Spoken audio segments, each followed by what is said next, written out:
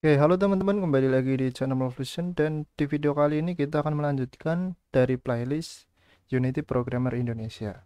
Dan kemarin kita sudah mengimport sebuah aset, yaitu ada scene prototype 3 dan sebuah folder course library. Untuk pertama kita masuk ke scene prototype 3 dan di sini otomatis ada sebuah background sama ground di hierarki ya. Nah, di sini kita akan mengubah dari background tersebut. Nah, bagi teman-teman yang belum tahu, jika kita klik dari background, maka di sini ada inspektor. Nah, inspektor ini adalah untuk menampilkan sebuah komponen yang terdapat dari objek di hierarki.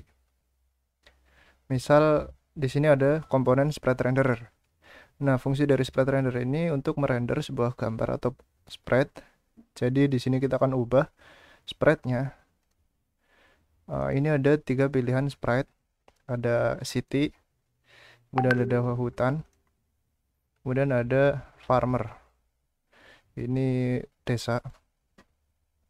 Kemudian ubah ke salah satu, terserah milih mau apa. Kemudian kita akan menambahkan player. Nah, di course library ini terdapat karakter. Kita bebas milih. Kemudian di sini teman-teman milih dan di sini ada review dari karakter yang akan kita import. Jika kita sudah memilih, kita bisa drag and drop ke sini ataupun langsung ke sini. Bedanya kalau kita langsung ke hierarki, dia akan nge-set position langsung di 000. Nah, setelah kita import, kita ubah namanya menjadi player. Kita bisa ubah di inspektor atau kita bisa di sini kemudian klik F2. Nah, setelah kita ubah, kita akan rotasi si player tersebut. Kita bisa menggunakan rotate tool ataupun kita bisa langsung di rotation di sumbu Y-nya. Kita alihkan ke nilai 90. Nah, dia akan menghadap ke sana. Nah, kita akan tambahkan komponen yaitu rigid body. Nah, fungsi komponen ini untuk fisik. Misal di sini ada gravitasi, ini ada mass, drag dan lain-lain. Intinya ini komponen rigid body itu untuk fisik atau nanti mengenai fisika. Kemudian kita tambahkan setelah rigid body, kita tambahkan komponen collider. Di sini saya menggunakan box collider. Nah, untuk box collider sendiri nanti jika kita edit collider, di sini ada hijau-hijau. Kemudian di center ini kita ubah ke atas sedikit posisinya. Kemudian kita paskan dengan tubuh karakter atau player yang kita pilih. Kita atur lagi agar pas atas dan bawahnya.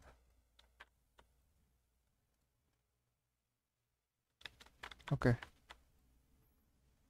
Seperti ini misal. Kemudian setelah kita atur, kita akan menggerakkan player dengan cara menambahkan sebuah script. Pertama kita buat sebuah folder script.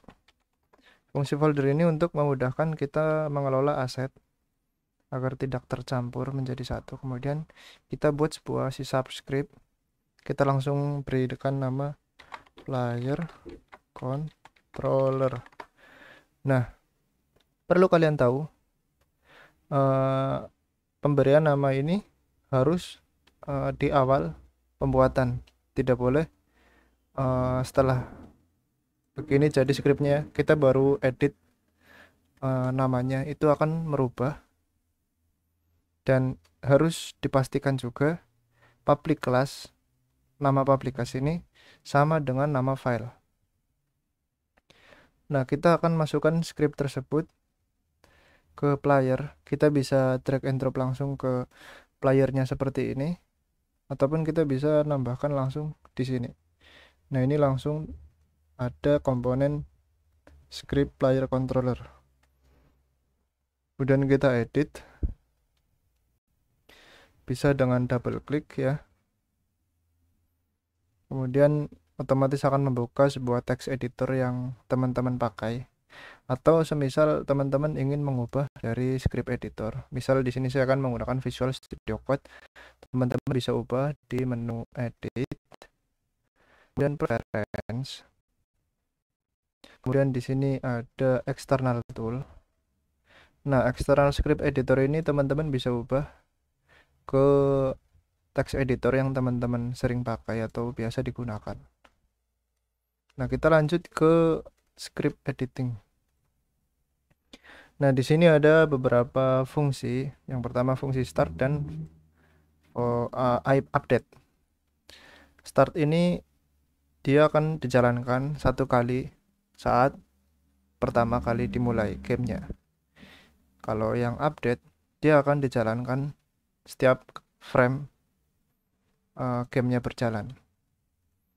Pertama kita akan mengambil sebuah komponen, jadi kita membutuhkan variabel, kita akan membuat private variable.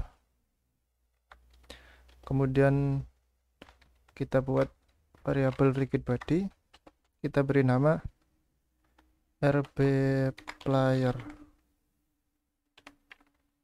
Nah, kita akan memanggil RB player ini,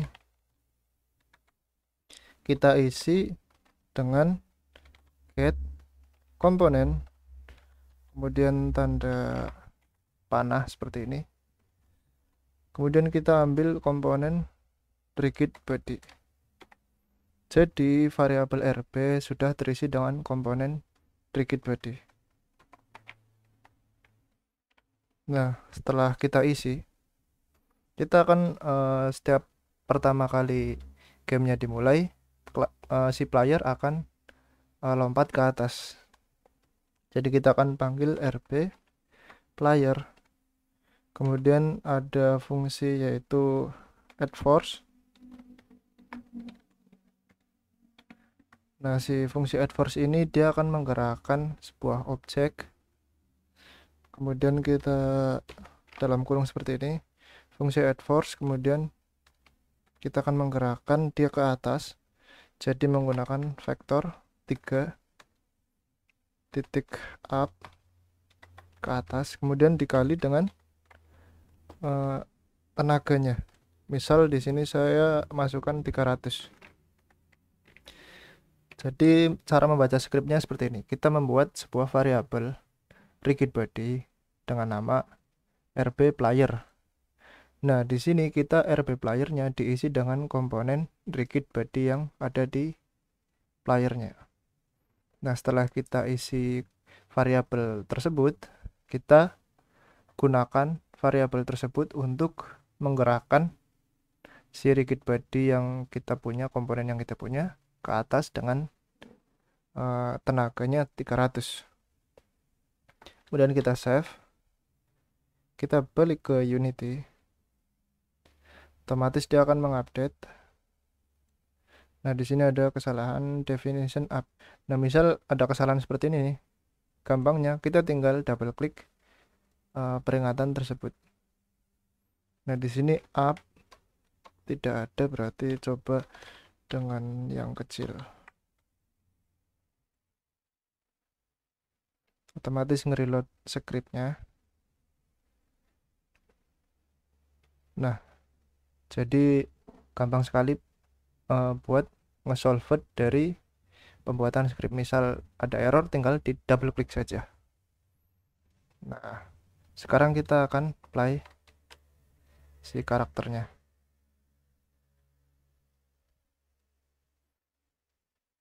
Nah, dia akan lompat satu kali saat pertama kali game dimulai. Nah, sekian dulu untuk video kali ini. Kita akan lanjutkan di pertemuan berikutnya.